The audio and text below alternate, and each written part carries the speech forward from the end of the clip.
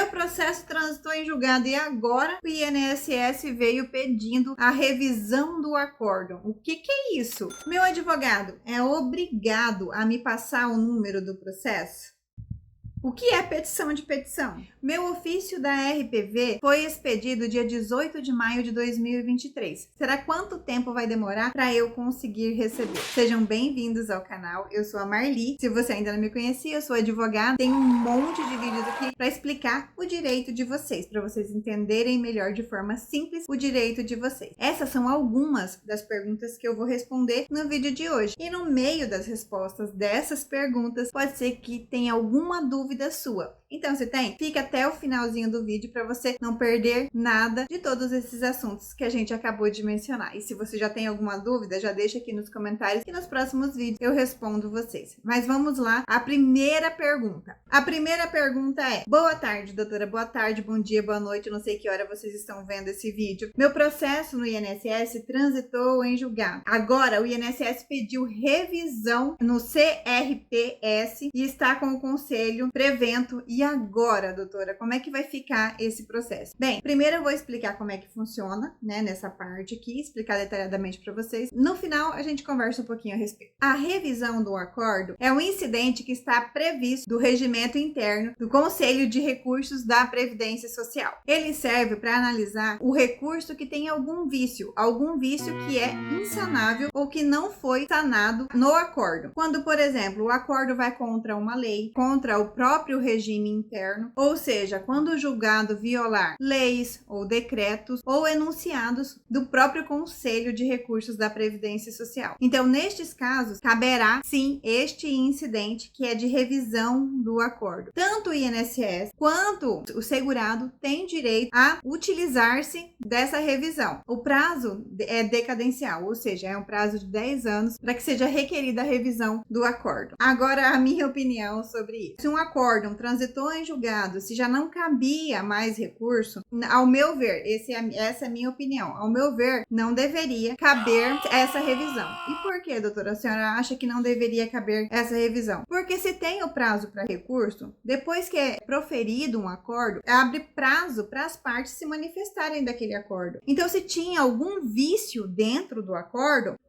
deveria ter se recorrido no prazo legal. Ou seja, 15 dias em regra, 5 dias se for embargo de declaração, se tinha alguma coisa omissa, contraditória ou algum erro material dentro do acordo, deveria ser por meio de embargo de declaração. Agora, se esse acordo tinha algum erro maior, que não era só um desses três, deveria ser interposto o recurso cabível, que é 15 dias para interposição de recurso. Se for para o STJ, 15 dias, se for para o STF também, são 15 dias. E os entes públicos têm prazo em dobro nesse caso, que no caso seria o INSS. Então, ao meu ver, essa revisão é muito parecida com a revisão da vida toda, em que pese a revisão ser para o segurado, na maioria das vezes o segurado que tem esse direito, dar esse direito ao INSS de fazer a revisão do acordo, me parece injusto. Porque se ele teve o prazo para recorrer, ele poderia ter recorrido dentro do prazo e não se utilizar de um meio da revisão do acordo dentro do prazo de 10 anos. Ou seja, o direito pode ter sido implantado a alguém, pode já ter recebido parte do valor ou recebido todo o valor, e aí vai discutir de novo todo o processo mais uma vez? Essa é a minha opinião, mas a lei determina que é assim, que tem direito à revisão do acordo em caso de vício, né? Quando o vício é insanável com relação a leis ou decretos ou ao próprio enunciado. Então, neste caso, infelizmente, cabe revisão e é o que está acontecendo com o seu processo. Agora é aguardar o julgamento para ver o que eles vão decidir. Se existe mesmo um vício no momento era insanável para se resolver ou se não. O advogado é obrigado a passar o número do processo para o cliente? Gente, ao meu ver, sim, com certeza, sempre. O cliente tem direito de acompanhar o processo desde a hora que ele nasce até a hora que ele finda, até a hora que o cliente vai receber. Ao meu ver, o cliente sempre tem que acompanhar o processo para ele entender como como é que funciona, para ele entender por que demora tanto. Porque todos os processos demoram, uns mais, outros menos, mas todos os processos demoram porque a justiça brasileira é lenta, infelizmente tem uma demanda grandíssima e falam que tem poucos servidores no judiciário, o que acarreta essa lentidão. Por isso que o credor, o dono do processo, ele tem que entender cada fase, nem que seja superficialmente, só para ele ter uma noção de quanto tempo ele vai demorar para receber, quanto tempo vai ter a sentença. Então, ao meu ver, sim, o advogado tem que passar o número do processo e sempre que o cliente perguntar, tem que informar sim. Se ele não quiser informar toda vez, explicar passo a passo, manda um vídeo do YouTube,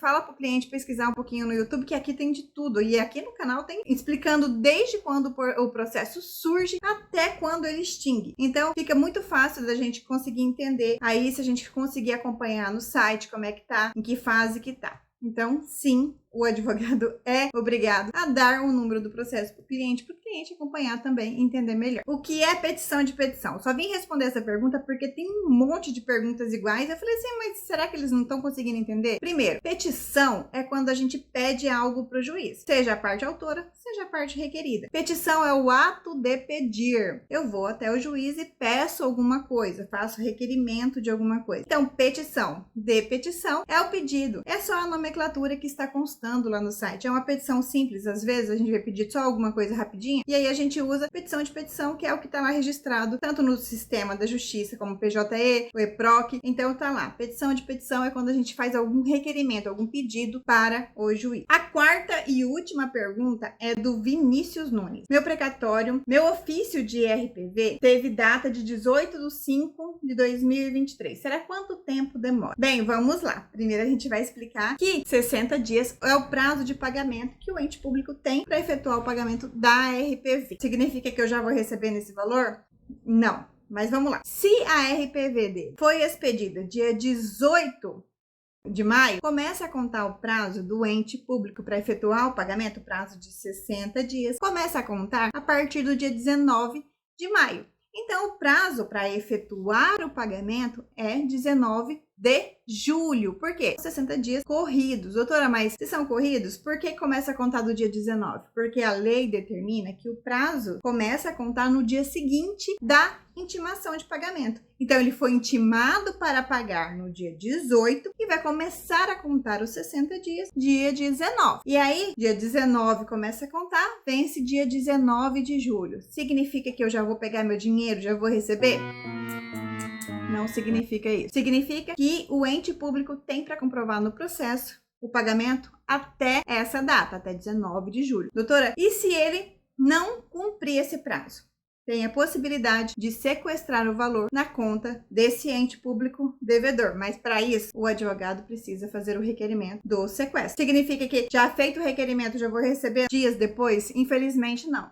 O advogado vai fazer o requerimento no processo, informar o descumprimento, que não foi pago, fazer o requerimento, o processo tem que ir concluso, não tem um prazo para o processo ficar concluso, para ele ficar com o juiz, na mão do juiz, para o juiz decidir quando vai sequestrar, como que vai sequestrar, se realmente vai sequestrar. Então, sequestrar o valor, pegar o valor, tirar da conta do ente público e colocar na conta da justiça para fazer os repasses, não tem um prazo para o juiz ficar com esse processo. Aqui no estado de Mato Grosso, quando acontece esse tipo de coisa, às vezes o processo fica 2 meses com o juiz, 3 meses. Quando a gente dá sorte, fica 15, 20 dias com o juiz e ele profere a decisão para sequestrar o valor. E aí, depois que o valor é sequestrado na conta, pego, colocado na conta da justiça, as partes são intimadas para se manifestar. Isso mesmo. E aí, em média, o juiz fixa o prazo aí de 10 dias para que as partes se manifestem sobre o sequestro, sobre o valor que está na conta da justiça. Se ficar tudo ok, se ninguém se manifestar contrário, enfim, não tiver nenhuma argumentação contrária, o processo volta para o juiz, findado esses 10 dias de prazo, que são dias úteis, volta para o juiz e aí o juiz vai determinar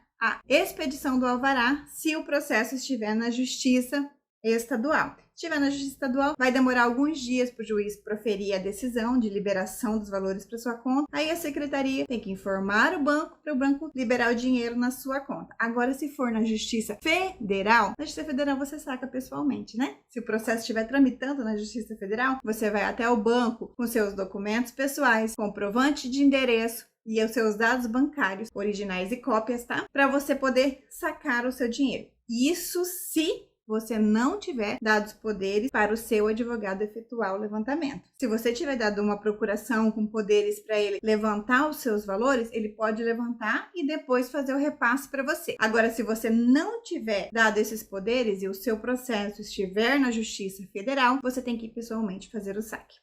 Certinho? Normalmente os advogados atuam muito na Justiça Federal, eles acompanham os clientes até o banco, seja Banco do Brasil, seja Caixa Econômica, para efetuar o levantamento dos valores das RPVs. Então, doutora, quanto tempo? Quanto tempo para eu receber os valores, a minha RPV? Se tudo der certo, a partir do dia 19 de julho, que foi o prazo final, se ele pagar certinho, eu acredito que aí uns 2 ou 3 meses para você conseguir levantar o valor. Vai depender qual TRF que está, é a sua RPV, para a gente saber certinho. Mas a média é essa, de 2 a 3 meses, para que o juiz faça a liberação e você consiga efetuar o saque lá no Banco do Brasil ou na Caixa Econômica Federal. E aí, você conseguiu entender todas essas questões que nós conversamos aqui? Se você ficou com alguma dúvida, já deixa aqui nos comentários. Se você ainda não é inscrito nesse canal, já aproveita e se inscreve para não perder nenhuma novidade. E ativa as notificações. Assim, toda vez que tiver um vídeo novo, você vai ser informado. Gente, eu espero que vocês tenham gostado do vídeo. E até o próximo. Tchau, tchau.